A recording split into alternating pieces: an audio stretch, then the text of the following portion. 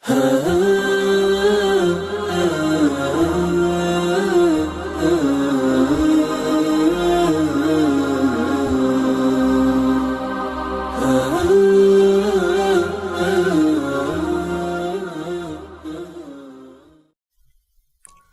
اللہ الرحمن الرحیم۔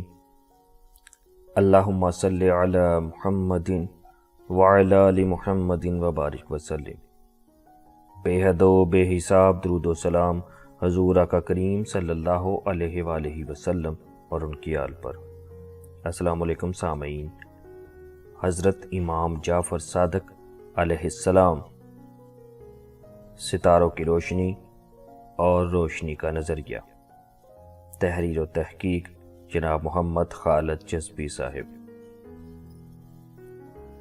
سامعین، حضرت امام جعفر صادق علیہ السلام نے فرمایا، جو ستارے ہم رات کو آسمان پر دیکھتے ہیں ان میں ایسے ستارے بھی ہیں جن کے نور کے مقابلے میں سورج کی روشنی ہیچ ہے۔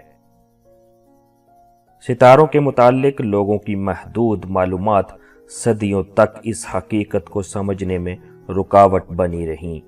ان کا خیال تھا کہ امام علیہ السلام نے ستاروں کی روشنی کے متعلق جو کچھ فرمایا ہے وہ عقل سے بعید اور ناقابل قبول ہے، اور یہ محال یعنی ناٹ پاسبل نظر آتا ہے کہ یہ چھوٹے چھوٹے نورانی نقطے جنہیں ستاروں کا نام دیا جاتا ہے اس قدر روشن ہوں کہ سورج ان کے سامنے بے نور محسوس ہو۔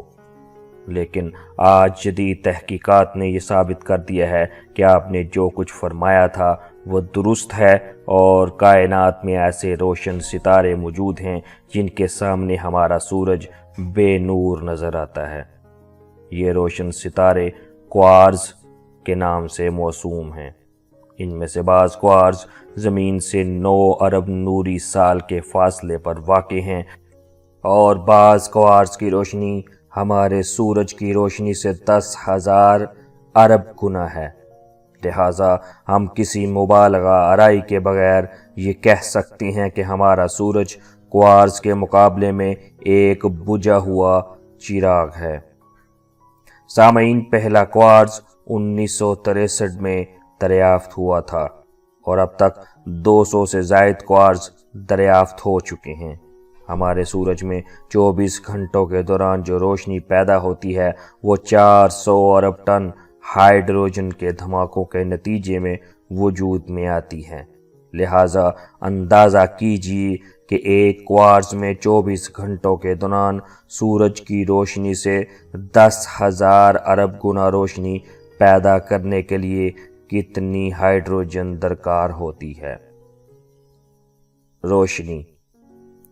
حضرت امام جعفر صادق علیہ السلام نے فرمایا، روشنی چیز کی طرف سے انسانی آنکھوں میں آتی ہے۔ وہ روشنی جو اشیاء سے ہماری آنکھوں کی طرف آتی ہے اس کا صرف کچھ حصہ ہماری آنکھوں میں چمک پیدا کرتا ہے، جس کی وجہ سے ہم دور کی اشیاء کو اچھی طرح نہیں دیکھ سکتے۔ اگر وہ تمام روشنی جو ایک دور کی چیز سے ہماری آنکھوں کی طرف آئے اور پتلی تک پہنچ پائے تو ہم دور کی چیز کو قریب دیکھ سکیں گے، اور کوئی ایسا آلہ بنایا جائے جو ایک چیز سے خارج ہونے والی تمام روشنی کو آنکھوں کی پتلی تک پہنچا سکے تو ہم نہایت دور سے بھی اس چیز کو آسانی سے دیکھ سکیں گے۔ سامعین، امام علیہ السلام کی یہ تھیوری آپ کے شاگردوں کے ذریعے ارد گرد کے علاقوں تک پہنچی، اور جب صلیبی جنگوں کے دوران مشرق اور یورپ میں رابطہ بڑھا تو یہ تھیوری یورپ منتقل ہو گئی اور یورپ کی یونیورسٹیوں میں پڑھائی جانے لگی۔ برطانیہ کی آکسفورڈ یونیورسٹی کا مشہور استاد راجر بیکن بھی یہی تھیوری پڑھاتا تھا۔ 17ویں صدی عیسوی میں لپریشی نے اسی تھیوری کی روشنی میں دنیا کی پہلی دوربین ایجاد کی، اور پھر اس دوربین کو دیکھتے ہوئے گلیلیو نے فلکی دوربین ایجاد کی۔ جب اس نے پہلی مرتبہ اس دوربین سے چاند کا نظارہ کیا تو یہ دیکھ کر مبہوت رہ گیا کہ چاند میں ابھی زمین کی مانند پہاڑوں کے سلسلے ہیں۔ اگر آپ یہ نظریہ پیش نہ کرتے تو کیا لیپریشی اور گلیلیو دوربین ایجاد کر سکتے تھے؟ کیا گلیلیو نظام شمسی یعنی سولر سسٹم کے سیاروں یعنی پلینٹس کا آسانی سے مشاہدہ کر سکتا تھا؟ اور کیا وہ اپنے مشاہدات کے ذریعے کوپرنیکس اور کیپلر کے مشہور نظریے نظام شمسی کے سیارے زمین سمیت سورج کے گرد گھوم رہے ہیں کی تصدیق کر سکتا تھا؟ سامعین، آپ کی لائٹ تھیوری میں ایک اور نقطہ بھی غور طلب ہے۔ آپ علیہ السلام نے فرمایا، روشنی چیزوں سے انسانی آنکھوں کی طرف آتی ہے اور کسی روشن چیز کو دیکھنے کے لیے اس کا روشن ہونا ضروری ہے۔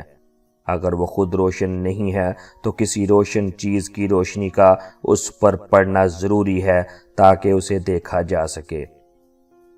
سامعین، آپ نے روشنی کی رفتار کے متعلق بھی ایک ایسا نظریہ پیش کیا جو آپ کے دور کے لحاظ سے توجہ طلب ہے۔ آپ علیہ السلام نے فرمایا، روشنی نہایت تیزی سے ہماری آنکھوں کی طرف آتی ہے اور یہ متحرک اشیاء میں سے ہے۔ آپ علیہ السلام کا یہ نظریہ روشنی کے جدید نظریے سے مطابقت رکھتا ہے۔